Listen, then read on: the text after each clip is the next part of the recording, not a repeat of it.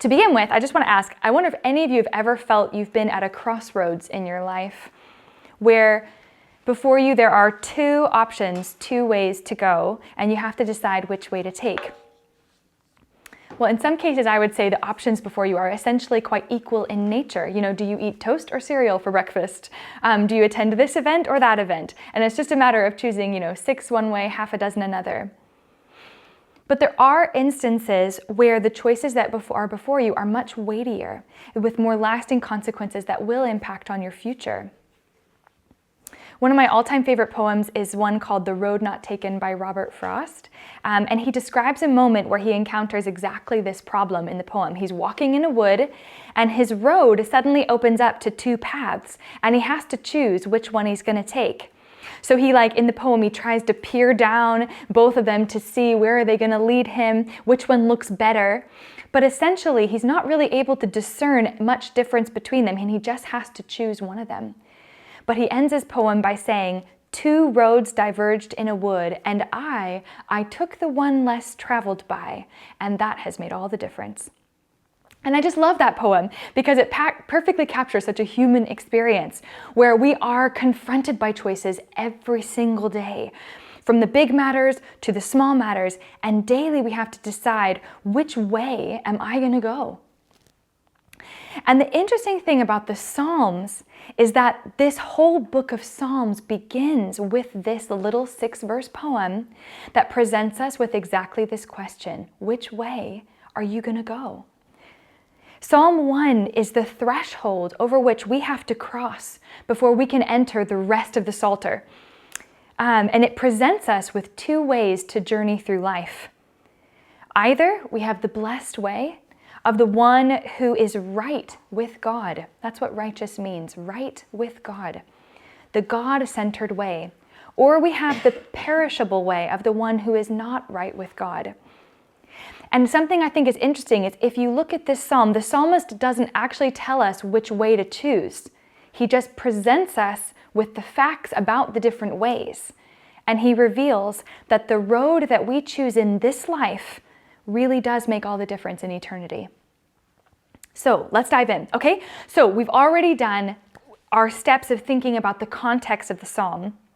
And indeed, even if you were to do further study into this psalm, you would find that even after looking into it, we still don't know who the author is. We still don't know the condition for writing, and we don't have any way to date the psalm. All we know is that this is placed at the start of the Psalter. And it seems so highly intentional that it was placed there because of how Psalms 1 and 2 link together. So if you cast your eye over them both, if you've got your Bible there, you can have a quick look at both Psalms 1 and 2. And I referenced this in the introduction, but it's worth noting again. You'll notice how Psalm 1 begins with the phrase, "How blessed," and Psalm 2 ends with the phrase, "How blessed." So if you notice, the very last sentence in Psalm 2 starts with "how blessed." And so together, these "how blessed" statements create a bit of an inclusio, or a literary framing device that frames this introduction to the Psalter. And it sets it apart from the rest of the Psalms. And in this introduction, essentially, what he presents is the secret to being blessed. And it's essentially to walk in the way of the righteous, Psalm 1, and then to take refuge in God's anointed, Psalm 2. Those are the two secrets to being blessed. And he presents them right at the start of the Psalms. And then the rest of the Psalter goes through how does this look in practice throughout your life. We've already discussed this is a meditation psalm, that there's no individual voice, I or me, so it's probably written as a reflection for a corporate audience on the truths that apply not just to one person in one context, but to all people for all time. Now, the psalm breaks down into quite an easy to follow outline. You guys already highlighted it at your table. So verses 1 to 3, we've got the description of the blessed way, or the way of the righteous, okay? We've got verses 4 to 5, which is the wicked way, exactly. And then we have verse 6, which is a summary statement of basically the outcome of both ways, all right? So let's go to the blessed way. So verses 1 to 3 describe the way of the person who's blessed and starts with that phrase, "how blessed." Now, I wonder, what comes to your mind when you think of those words, "how blessed"? You know, if you were to describe someone as blessed, I don't know, what would you say if you were thinking of that? Good life. Good life? Yes, exactly. Happiness. Yep. Yes, exactly. You know, like if just think in general conversation, if you're at coffee with someone, they're telling you about someone else, you're like, oh, how blessed. They're so blessed. You know, so for me, I was thinking about when would I use that phrase? I guess it was someone who's not currently suffering, probably. Someone who maybe is experiencing little hardship, or who has all the things that I would deem as good. Okay, so like comfort, peace, the not many money worries, good relationships, beauty, joy, health, success. You know, that's what I would think personally. So this is just me. I don't, you know, you might have something else you think, but that's what I would think if I was describing someone as blessed. So assuming that we do all come to the Bible with our preconceived notions of blessing, it's worth thinking about, what does blessing mean here? What is the biblical blessed? What does that mean? Well, the word here is Esher, which is related to the name Asher in the 12 tribes of Israel, and it means happy or blessed. But as Mark Futato puts it, it's a happiness or blessed in terms of wellness, whole person wellness. I love that phrase. So, and it comes from a word meaning to be straight or to be right, to be on the right path. And the implication is that it's a happiness or a wellness that comes from being right with God. We were created to be in relationship with God. So wellness, happiness is when we're back on track, when we're restored to that rightness with God. Interestingly, it's the equivalent word in Hebrew it's the word in Hebrew that's the equivalent in Greek to what Jesus uses at the Sermon on the Mount when he starts and he says, you know, blessed are the poor in spirit, blessed are those who mourn. But it's interesting because if you listen to the Sermon on the Mount, what he says in terms of blessing does not sound like what we would use when we use the term blessing. Like I said, those who mourn, the ones who are gentle, that's a good one, but like, you know, the ones who hunger and thirst for righteousness, who are persecuted. That's what he says. So it's interesting because the blessing he's talking about here has very little to do often with our circumstances, but a lot more to do with our hearts, the state of our hearts and the rightness we are at with the Lord. Okay, so that's what when he says this in the Psalms, and trust me, you encounter the phrase how blessed quite a lot in the Psalms. Psalm 119 starts with how blessed, loads of Psalms start with that. And when you see that, please, I want you to remember this is what he's talking about, the rightness with the Lord. So this is, here guys, really we have the secret to happiness, the secret to blessedness as the Lord, the creator of the universe, defines it.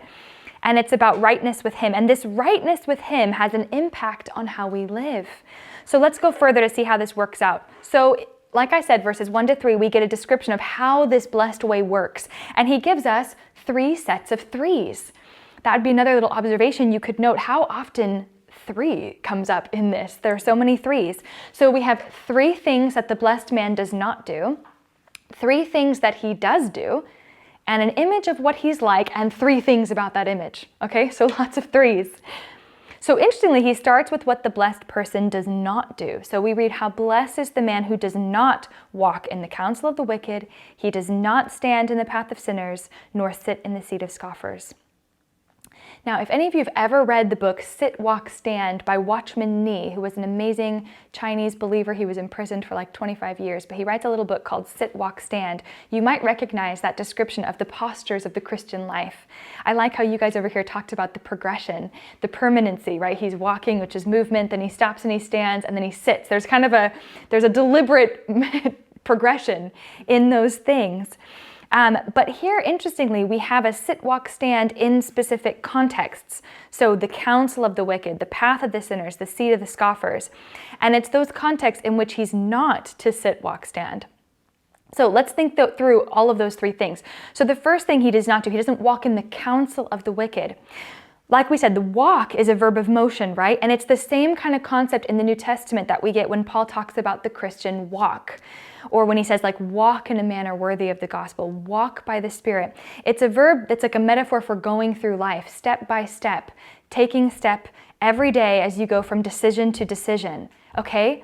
And so this person who's blessed does not walk step by step in the counsel of the wicked. In other words, in the wisdom, the philosophy, the advice, the influence, the wisdom of a world that doesn't acknowledge God. He does not walk according to that. Now, it's worth pausing for a moment to consider what we mean when we say the wicked. I heard one of you guys say it at this table over here, and I'm glad you brought it up. So let me just reiterate this. It's interesting because that title is used all over the Psalms. And I like how one pastor describes what is meant by the term the wicked, because I don't know about you, but I don't know many people in my life who I would describe as like the wicked. It's a bit of a strong term. So Ray Stedman, this pastor, writes it this way, and I think this is helpful. When the Psalms talk about the wicked, it's not referring to murderers or rapists or the kind of people we might think of, I guess, as wicked. We often think of some notorious person like a gangster or a hoodlum as being wicked, but the psalmist doesn't mean that. The term means really the ungodly, the man who has little or no time for God in his life, someone who has ruled God out of his affairs and his thinking, even though God is the greatest being in the universe, the one who makes sense out of life, and the one around whom all of life revolves. To eliminate such a being from your thinking is to be wicked, to be ungodly. And I found that helpful. So really, the first thing we learn about the blessed men is they don't walk in the counsel, the wisdom, the thinking of the ungodly, the one who has not factored God into his thinking. Now, the second thing they don't do is they don't stand in the path of sinners. Now, for this, we need to think about our two words, stand and path. Okay, so stand, that's like to take a stand with, to identify with. It's like to plant your feet. You're taking a stand in this. This is who you are. You're taking a stand. And path speaks of a way or a direction. So to stand is like a picture of the commitments that we make to various causes, as one pastor describes it. He says, we give ourselves to certain things. We take our stand upon certain matters. So the righteous, or the blessed one, is not taking a stand in the path or the way of the direction of sinners. This one, his path, is a different one. It's not necessarily an easy one, but a different one. And it's worth mentioning that when we say sinners, it's not just, when you occasionally sin. This is a concept of like the deliberate continuation in sin, right? That path should look different from ours if we're really serious about following the Lord. If you recall Jesus' words in Matthew 7, he says, enter through the narrow gate, for the gate is wide and the way is broad that leads to destruction, and there are many who enter through it. But the gate is narrow and the way constricted that leads to life, and there are few who find it. So the righteous man is on a different path. He's not taking a stand or finding himself on the same path as those deliberately continuing in sin. And then the last thing he does, he doesn't sit in the seat of scoffers. The word sit in Hebrew, yashav, means to dwell, to remain, to abide. So this isn't just about affiliating with the scornful or the scoffers. It's about abiding among, sharing among, participating among. You've made yourself comfortable here in this context of scoffing and scorning and being scornful. And that is not what the man who is blessed, that's not what he does. Okay? So we see this three-pronged description of the movement of the lifestyle of the blessed man. So he doesn't walk according to the counsel of those who reject God. He doesn't share the same direction as sinners, and he doesn't settle down amongst and participate with the scoffers. All of those behaviors do not reflect the way of righteousness, and they don't lead to blessedness. Now, some people have read this, and the question has come up, does this mean like we're never to affiliate with folk? How are we ever to then evangelize and share the gospel if that's the case? And I think it's just important to note, this isn't talking about not loving people like this or not sharing the gospel. It's about living under the influence. It's about adopting the same behaviors and living the same way. So one scholar wrote, we can think of these things as thinking, behaving, belonging. The righteous man and the ungodly man are different in how they think, how they behave, and to whom they belong. And so anyway, so that's first what the righteous man does not do, okay? But then it goes on to describe what he does do. And there are three things that he does do. We've got two in verse 2, and then we've got a little summary statement down here at the end of verse 3. So the first one is his delight is in the law of the Lord. He meditates in the law of the Lord day and night, and in whatever he does, he prospers. So let's look here at the first part, verse 2. 2 times the law of the Lord is mentioned, and there are 2 ways that the blessed man engages with it. First, he delights in it, and then he meditates on it. So it's like you pointed out as well, instead of taking the counsel of the wicked, he's delighting in and meditating on the counsel of the Lord, essentially. Now, when I first read this, I don't know about you, but I thought, why in the law of the Lord? Why not in the person of the Lord or in his name or something? And as I was thinking about it, there are really two things to think about. First, throughout the Psalms, the phrase the law of the Lord often is used to refer to the whole counsel of God, so God's word. And when you think about the word, what does the word do? What does a word do what does it do when you have a conversation? Well, it communicates to a listener what the thoughts are of the speaker. Through the words, that's how we get to know the person who is speaking. And if you think about God's law, if you think about his words throughout the Bible, they reveal to us what God cares about. What is it that makes him holy? What is it that what does God care about? What makes God tick? This is how we find out, is through his word. And of course, the most perfect picture of the God's word is Jesus himself. He is the word incarnate. So we see what makes this person happy, what gets them going, is the word of God, the law of the Lord that shows them who God is. His delight is in it. So a good question for us to think about is, what is it that makes us happy? What gets us excited? That's a good way to know what's important to us. And for the blessed man, it's the word of God. His delight is in the word. And then, of course, that results in action, because what does he do? Well, he meditates on it day and night. Day and night is a helpful little phrase there. It's like extremities. It's all the time, basically. That's what he's saying, all the time. It's not that he's only doing this, but it's just the fact that throughout his day, the word and him meditating on it filters throughout his day. And he spends time in it. He gets to know it. He's regularly in it, thinking about it, chewing on it, pondering it. That's what meditating is. It's not in one ear, out the other. He's taking time in it. I like something David Guzik, a biblical scholar, said. He said, in Eastern meditation, the goal is to empty the mind. But this is dangerous because an empty mind may present an open invitation to deception or to a demonic spirit. But in Christian meditation, the goal is to fill your mind and to fill it with the word of God. This can be done by carefully thinking about each word and phrase, applying it to yourself, and praying it back to the Lord. As Spurgeon once said, it's not only reading that does us good, but it's the soul inwardly feeding on it, digesting it. I love that image. And really, guys, this process that we're wanting to do through this Psalm series is hopefully just to equip you to do exactly this on your own in the booklets with whatever Psalm we're going through. Okay, so he delights in it, he meditates on it, and then finally we have this phrase at the end, and in whatever he does, he prospers. Now this is always interesting because it could sound a bit like a prosperity message, doesn't it? I wanted to say this is not saying that the one who follows Jesus is going to experience wild prosperity and success. We know that's not true, and actually the Psalms tell us that that's not true. It says, many are the afflictions of the righteous in Psalm 34 and in other Psalms as well. What it's talking about really is that the life of the righteous one is effective. And out of the work of the life of the righteous, the Lord can bring something good and wonderful.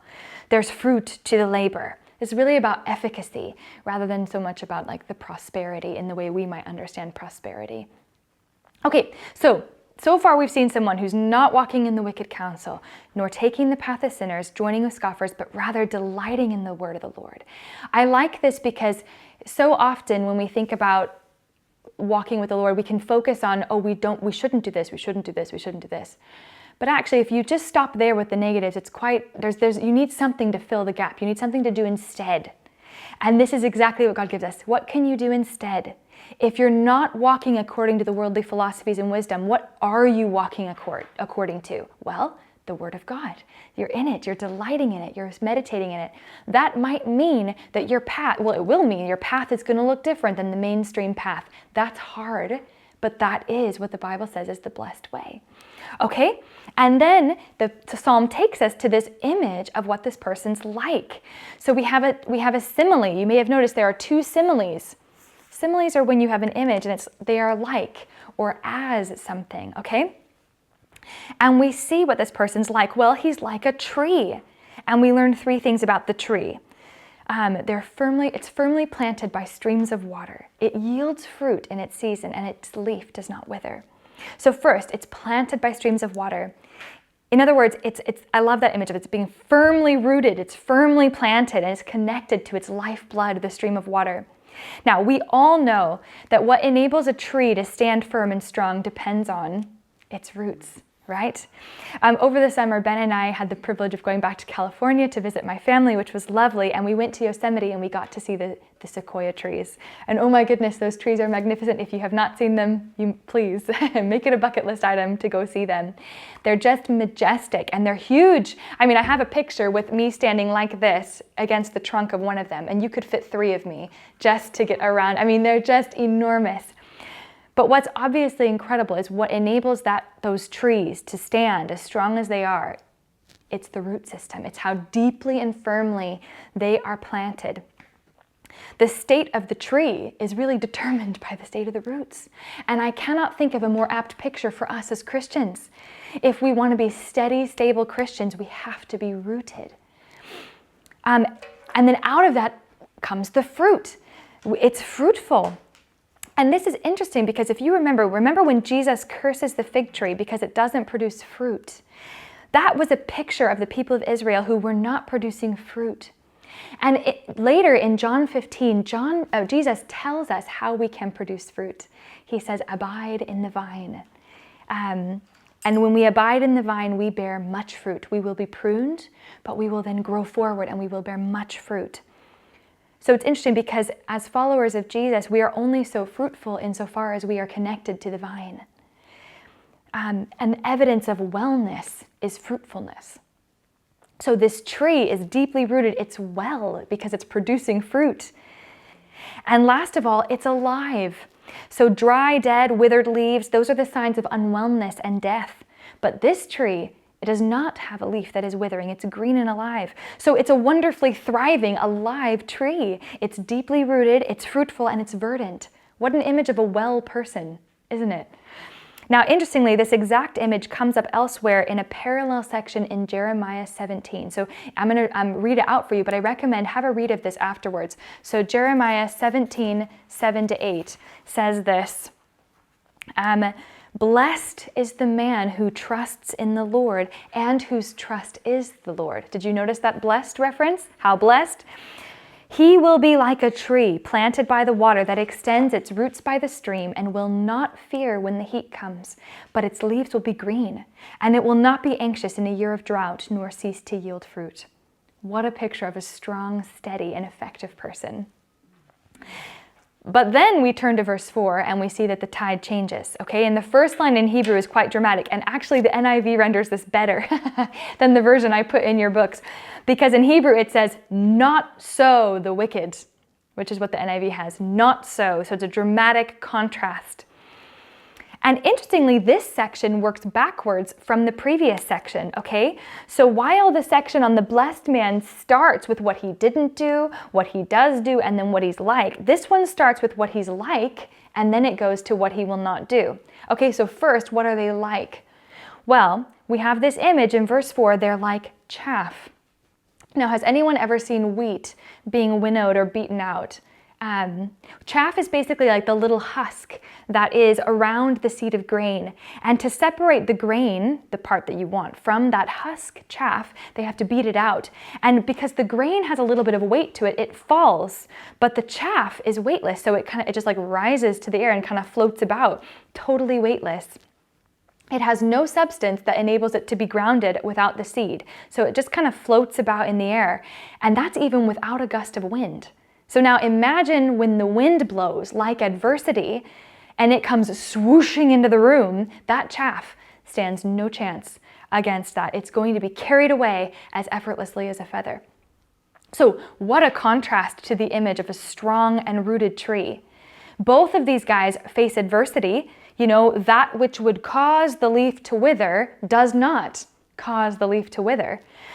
But the wind comes and it drives away the chaff. So the first withstands that adversity, but the second cannot. This is not an attractive image. I don't think it's supposed to be in the psalm, and I don't think that it is. Because who of us would ever aspire to be so inconsequential, so unserviceable, and so unable to withstand adversity? And then we have a glimpse into the future. And it says, the wicked will not stand in the judgment.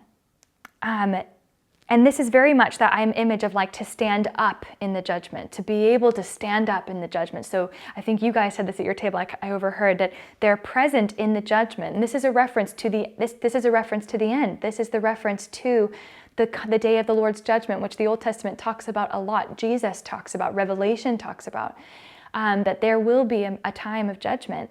And we'll all be there. But they're saying that the ungodly, the ones who rejected God in their life, will not be able to stand in that judgment. It reminds me a little bit of King Belshazzar in the book of Daniel when it says, this whole image, of the weightlessness of chaff and the inability to stand. When what God says to Belshazzar is, you have been weighed in the balance and found wanting. And then equally, they will not be counted in the assembly of the righteous. If they've chosen the way that rejects God, they will not belong to the congregation of those who choose God. Now, I think when we read this, I don't know about you, but I feel so much sorrow, like a great tinge of sorrow. This is not a good situation for the ones who reject the Lord, and our hearts should long for the repentance that would enable them to not be in this category, but instead to be along the way of the righteous. And I hope that will compel our prayers for friends of ours who may fall in this category. And then finally, we have this summary statement at the end. Now, it's interesting because in some Psalms, the summary statement comes at the start of the Psalm, like Psalm 73. The first verse is like the big takeaway for the whole Psalm. But here, the summary statement comes at the end. And again, it summarizes the two types of ways we can go and the destinies. And it begins by saying the Lord knows or acknowledges the way of the righteous. It's interesting, in Hebrew, the way it's written, it's actually the Lord is knowing the way of the righteous. It's an ongoing knowledge of our way. And it's his way, so of course he knows it, It's the way of the one who's right with the Lord, the one who trusts in the Lord. The Lord knows that way. And when we come into judgment, it's that person that he'll say, I knew you. And he has said that there are others that he will say, I did not know you. We don't want to hear that in the moment of judgment. And then by contrast, unequivocally, it says that the way of the wicked will perish. What I thought was interesting about this final verse is that it's not addressing the consequences this side of heaven, actually. It's about the future consequences that side of heaven. So the truth that the author is presenting is that the decision we make in this life, the choice we make in this life about which way we go, will impact our eternity. Now, as I said, in a way, it's kind of a slightly odd way to start the Psalter, isn't it? It's not a prayer, it's not a praise, it's not a celebration, it's not a lament. It's a presentation of two ways to live. Why would he start that way, I wonder? Well, in our first session, we talked about what the Psalms are for, really. And if you remember, I used the phrase that they're an instruction manual, really, about how to live. And in particular, how to live as God designed. So if the whole thing is an instruction manual as to how to live, this has to start with the basic question, which way are you going? Are you going to go God's way or your own way? And as I said, he doesn't actually tell us which way to choose. He just presents the options and the realities before us, option A or option B. Here are the facts of both. One way is like a tree, and you're going to be known by the Lord, and the other way is like chaff, and in eternity you will not be known. But we get to choose. This side of heaven, we get to choose. Now, interestingly, when I graduated from my undergraduate degree, there was the option to attend a short Thanksgiving service on the morning of the day of my ceremony. It was a lovely, quiet, reflective half-hour service quite early in the morning on the day of that ceremony. And I loved it because it had been such a busy season that I was so grateful to have that quiet moment to reflect before a big day ahead. But what I love is I remember so clearly the message from that morning, which felt so appropriate as I finished school, that's how I called it, and was about to start real life. And the man was speaking on Deuteronomy 30, Moses' last will and testament to the people of Israel before he dies. It's the very end of the Torah, which is the first 5 books of the Bible. And in this last moment, Moses presents to the people of Israel 2 ways to live. Either in obedience to God that will produce life, or in rebellion against God that's going to produce death. And so the passage he read went like this, and just listen to how similar It is to this: "See, I set before you today life and prosperity, death and destruction. For I command you today to love the Lord your God, to walk in obedience to him, and to keep his commands, decrees, and laws. Then you will live in increase, and the Lord your God will bless you in the land you are entering to possess. This day I call the heavens and earth as witnesses against you, that I have set before you life and death, blessings and curses. Now choose life, so that you and your children may live, and that you may love the Lord your God, listen to his voice, and hold fast to him." And I thought, oh wow, what a prophetic message to begin my life. I'm about to leave school. Which way am I going to go? Choose life. And what's so incredible, guys, if you remember in the introduction sections, I talked about how in the Hebrew mindset, the Psalms are broken into 5 books, and it's the 5 books of David, which are supposed to map onto the 5 books of Moses. And what I love is that the Psalms begin where the 5 books of Moses end. So the Torah ends with this: choose life, 2 ways to go.